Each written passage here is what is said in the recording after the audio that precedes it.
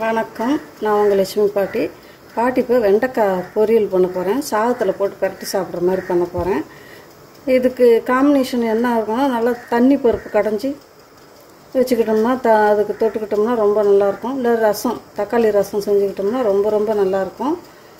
இப்போ இது பொரியல் எப்படி செய்கிறேன்றதை பாருங்கள். சாதத்தில் போட்டு பிசைஞ்சிட்டும் சாப்பிட்லாம், ரொம்பவே டேஸ்ட்டாக இருக்கும். இது 1/2 கிலோ வெண்டைக்காய் கட் பண்ணி வச்சுருக்கிறேன். நல்லா கட் பண்ணி தண்ணியில் போட்டு நல்லா அலசிட்டு துணியில் போட்டு நல்லா துடைச்சிருங்க. தண்ணியே இருக்கக்கூடாது. வெண்டைக்காயில் இல்லாட்டி வளவளப்பாக அதிகமாக இருக்கும்.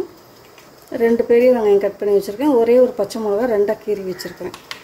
இதில் ஒரு மசாலா கொடுக்கணும் அரைக்கிறதுக்கு. அதுக்கு பாருங்கள், வரமிளகா நம்ம காரத்துக்கு தகுந்த மாதிரி நான் ஒரு 10 மிளகா எடுத்து வச்சுருக்கிறேன். கொஞ்சம் வெள்ளைப்பூண்டு எடுத்து வச்சுருக்கிறேன். சீரகம் ஒரு டீஸ்பூன் சீரகம், ஒரு வெள்ளைப்பூண்டு ஒரு 5-6 பல். இது கூடவே ஒரு டேபிள் ஸ்பூன் வேர்க்கடலை எடுத்து வச்சுருக்கேன். இது 4ஐயும் அரைச்சிரும். இதுக்கு இதான் மசாலா.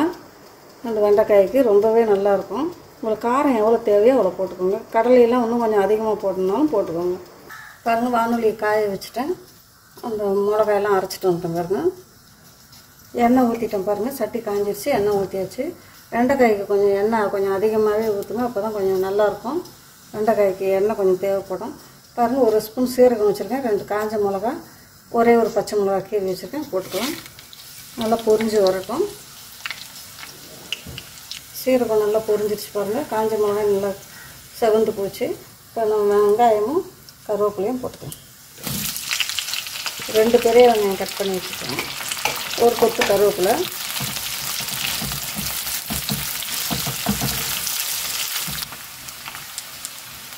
ஒரு வெங்காயம் நல்லா செவந்துருச்சு. வெண்டைக்காயை போட்டுக்கலாம்.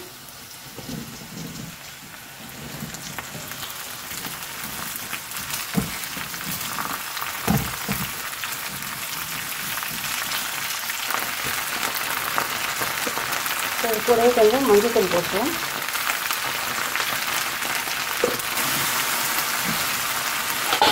பார்த்தீங்கன்னா இந்த மசாலா அரைச்சி வச்சுருக்கோம் இல்லையா, அது வேர்க்கடலை, காஞ்ச மிளகா, வெள்ளைப்பூண்டு, சீரகம். ரொம்பவே டேஸ்ட்டாக இருக்கும் இந்த மசாலா. வெள்ளைப்பூண்டு அரைச்சதுனால நல்ல வாசனையாக நல்லாயிருக்கும். கடைசியில் ஒரு பொருள் போடுவேன், அதை அப்புறம் காமிக்கிறேன், என்ன போடுறேன்றது காமிக்கிறேன். இப்போ கொஞ்சம் உப்பு போட்டுடலாம். தேவையான உப்பு போட்டுடலாம்.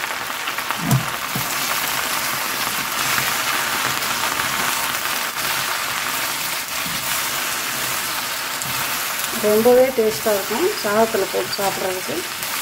இது நீங்கள் ட்ரை பண்ணி பாருங்கள். ஒரு நான் நிறையா வெண்டைக்காய் வீடியோ போட்டிருக்கிறேன். இது ஒரு விதமான வெண்டைக்காய் பொரியல், ரொம்பவே நல்லாயிருக்கும் டேஸ்ட்டாக.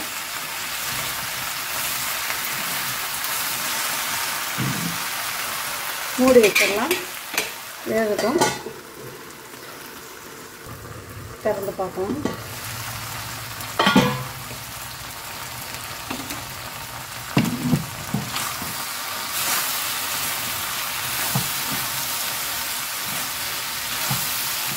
உப்பு போட்ட உடனே கொஞ்சம் தண்ணி விடும். தண்ணியெல்லாம் ஊற்றிடாதுங்க வெண்டைக்காய் பொரியலுக்கு, தண்ணியே ஊற்றக்கூடாது.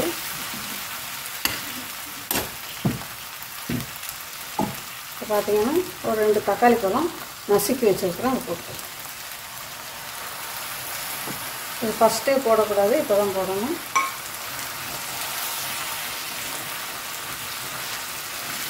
உப்பு போட்டதுக்கப்புறம் தான் தக்காளி பழத்தை போடணும். இது கொஞ்சம் நேரம் அப்படியே மூடி வச்சிடலாம், வேகட்டும்.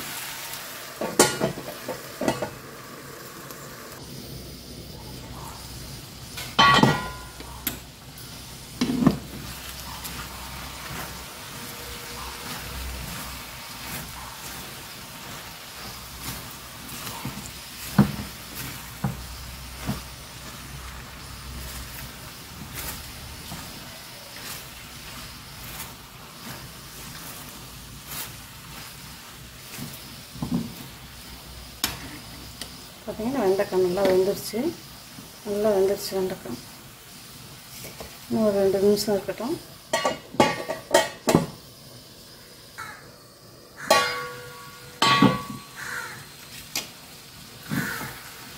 பாருங்கள், நல்லா வெந்துருச்சு வெண்டைக்காய். போதும், இதுக்கு மேலே வேக வேண்டாம். நல்லா தூளாக வந்துடுச்சு வெண்டைக்காய். தக்காளி பழம் போட்டது பார்த்தீங்களா? உப்பு போட்ட அப்புறம் தக்காளி பழம் முதல்ல போட வேண்டாம்.